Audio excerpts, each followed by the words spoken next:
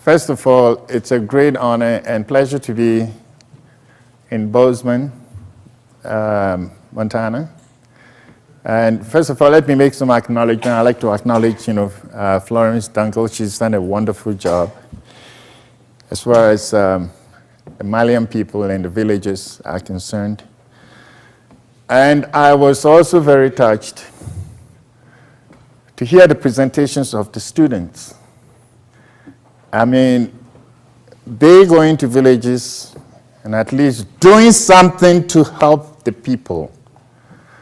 And I wish I could say the same thing about our governments in Africa. I wish I could say the same thing about the Mugabe regime in Zimbabwe, or the Bashir regime in Sudan, for example, or even Kenya, for example. It shames me that many of our governments don't do this for their people. It's always glad to see American students at least trying to help. Now, there is one particular thing about Mali. Mali is one of my favorite countries. Success stories. There is more to it than that. And that is, Mali, about 80% of the people in Mali are Muslims. It is the only African country which has been able to prove that Islam and democracy are not incompatible.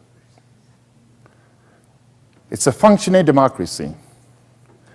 And I sincerely believe that if Islam and democracy can coexist in Mali, it can coexist in Sudan, it can coexist in Egypt, it can coexist in Somalia, it can coexist in many African countries.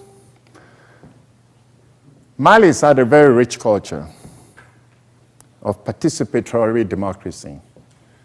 Centuries ago, they used a practice called cousinage, where if one person is elected as the president or the head, for example, of a political system, the opponents, the opposition group leaders are also brought in as some sort of a cousin to the head of state. And because of that, the country has had centuries of peaceful coexistence and peace. Mali hasn't had any of the senseless civil wars that we've had in the rest of Africa. There is also one particular project that the students talked about, which also touched my heart. And this one was to try to find local traditional medicine that can fight the malaria pathogen. And I'm saying this because traditional medicine in Africa is one particular area which has not been explored.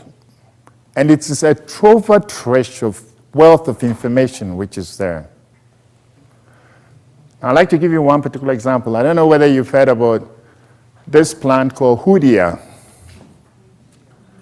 Now, this is a plant, it's a sort of like a cactus-like plant, which the son of the Kalahari, when they're going hunting, they will chew this cactus-like plant, and it will sort of suppress their hunger pangs for almost 3 days. Okay? And they've discovered this plant centuries ago, and they've been chewing it, until suddenly somebody discovered that, this plant could be very useful as a diet. Now, don't get me wrong. Some Bristol Myers, some pharmaceutical company, got wind of this, so has been able to develop this. And now the sons are reaping royalties, okay, from this medicinal plant called Hoodia. When you go home, Google Hoodia, and you find out a little bit of the history behind this particular plant. And I hope that these two students who discovered these leaves, okay, could also, that can turn into tea, for example, that can fight the malaria pathogen, for example, will be able to develop this. Again, I'm saying this because in Tanzania, a group of local villagers have been able to find a combination of leaves and herbs, which does not really cure AIDS, but it can ameliorate the symptoms of AIDS. It is also called the Tanga Project. in Tanzania, Tanga project. Now, when it comes to malaria, I myself have been involved with fighting malaria in several African countries. What the Free Africa Foundation does is to go to the village, and we speak with the village chiefs to design an anti-malaria program for the villages. We speak with them, we ask them what their needs are. Now, quite often, they know what the sources of the malaria problem is. There are stagnant pools of water, standing water in the villages which simply breed, swamps which just breed mosquitoes.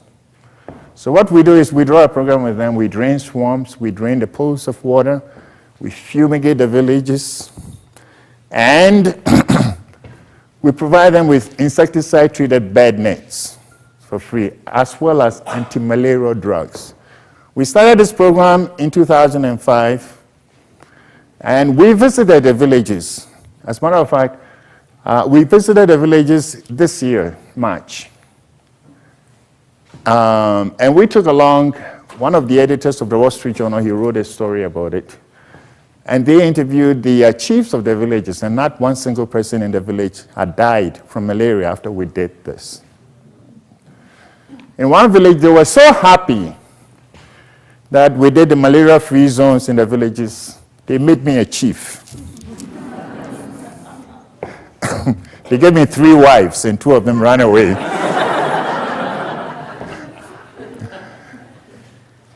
Now, today I would like to talk about helping Africa. First of all, it is good that we want to help Africa. In the past, the help that we got was like the blind leading the clueless. So many people wanted to help the African people they didn't understand. And a lot of the times, we went there with our own notions. We had this we know best attitude. It didn't work. And that's why we need a new paradigm.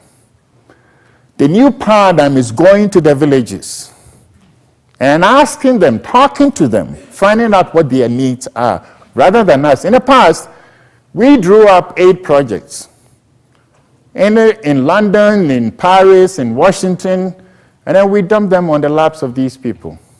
Didn't work. That's why we need a new paradigm. Now, first of all, if we want to help the African people, we must know who they are.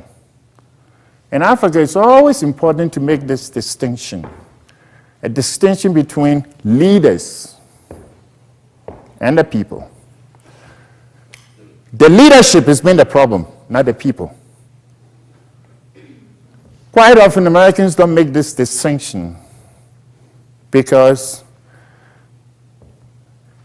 they don't want to criticize black African leaders for fear that they may be called racist. Whites don't want to criticize black African leaders or black African governments.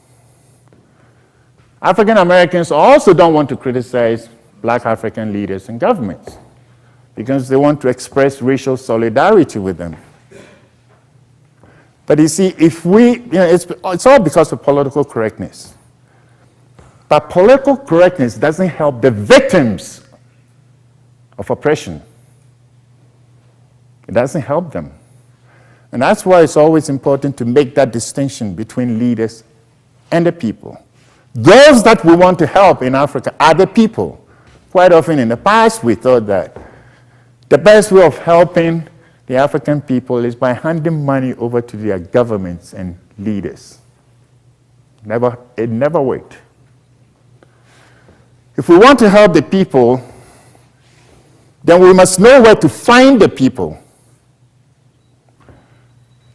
If you take any African economy, you may divide it into 3 sectors. There is the modern sector, there's the traditional sector, and then stuck in between them is the informal sector. The vast majority of the African people can be found in the informal and the traditional sectors. That's where you find them. And therefore, if you want to help them, those are the sectors that you go to. But we didn't do so for the past 50 years. When I say we, I mean we, the African elites. After independence, we channeled much of Africa's development efforts and resources into the modern sector. Because the modern sector was where we lived. If you take Ivory Coast, for example, about 70% of Ivory Coast development is concentrated around Abidjan. That meant that the informal sector and the agriculture, the traditional sector, were neglected. Agriculture is the mainstay of the traditional sector. And because we neglected the informal and the traditional sectors, Africa's agriculture fell into decline. Back in the 1950s, Africa not only fed itself, but it exported food. Zambia, Tanzania, Zimbabwe, Sierra Leone, Liberia, even Nigeria, Ghana, they all exported food. Not anymore. Today, because of that neglect, Africa imports food worth $20 billion a year. $20 billion a year.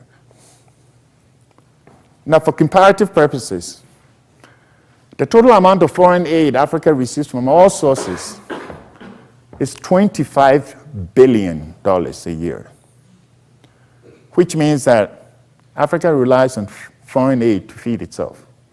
It gets aid and turns around and uses that aid to buy food and import food. Why? Because it neglected agriculture. Now, therefore, excuse me, if you want to help the African people, we go to the traditional sectors. That's where you find them. And agriculture is their mainstay. Now, how do we help them? First of all, we have to have an attitudinal sort of change. In the past, we thought that we knew what was good for them.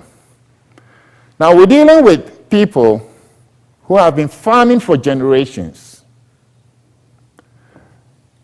So the new way of dealing with them is to treat them as entrepreneurs. We talk to them. We don't deal with them as people that we can employ as workers on a farm, for example. Now, the peasant farmers have, let's say, small plots of land. They decide what sort of crops to grow, where to sell them. That's the way they've been doing this for centuries.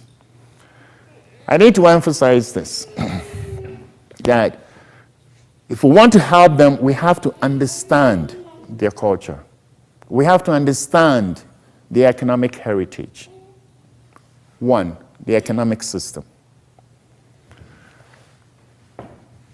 The basic, and again, this is where Americans need to understand the difference between, let's say, the difference with African peasant farmers.